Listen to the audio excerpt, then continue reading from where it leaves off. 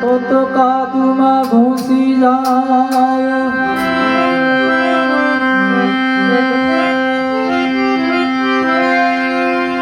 હંસા પીત ખાય કી વિપત પડે ઉડી જાય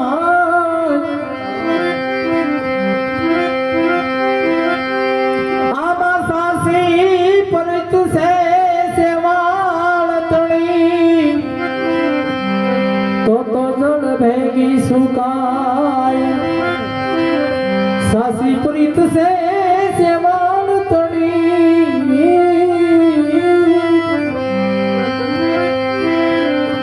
તો જળ ભેગી સુકાય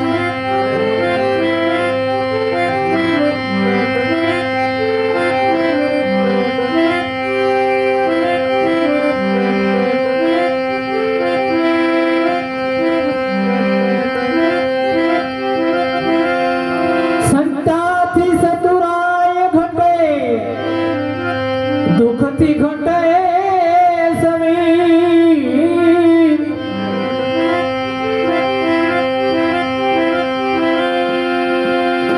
પાપથી પૂન ઘટે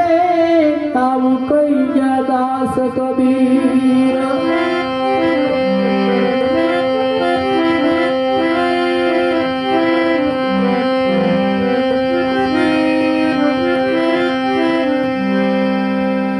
મજાનો રાઉન્ડ છે આજે બધું સારું છે ને ભજનનો દોર બરોબર જામ્યો નથી તો આપણે થોડુંક એવું હાથી હાંકી દેવી પડી કે હાથી સાહે ચડી જાય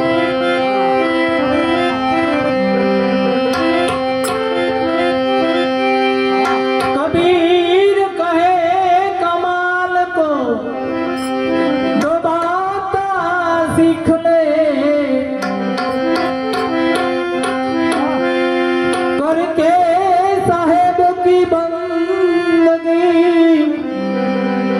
तो भूखे कौन दे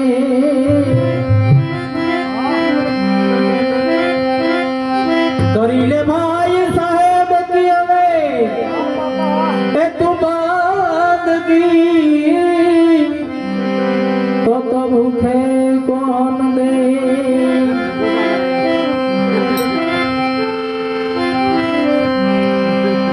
આ બધી વેલાભાઈ ની ને લક્ષ્મણ લાખાની બધી સાથી છે દુલાભાઈ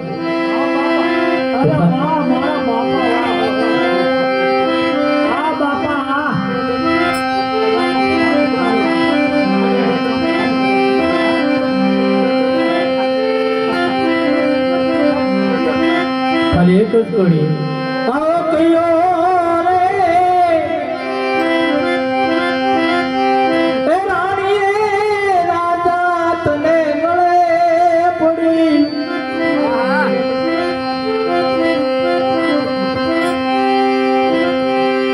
એ વડમંગલાનો રાજા રે મેં તો લીધી રે એ ફકીરી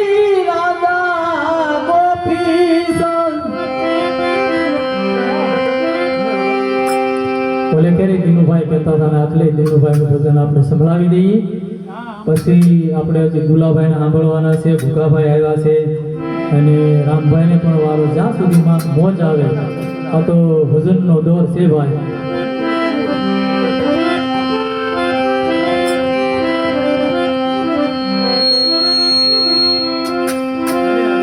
राम किसी को मारत नहीं ऐसा पापी नहीं मारो राम आप हो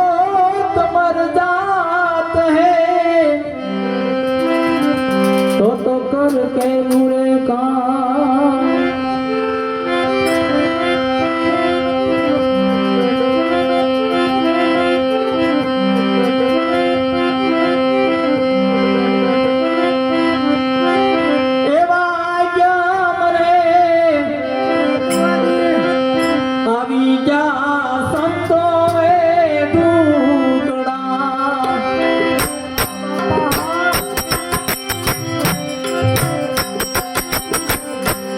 તેથી રામ ચેતન રામા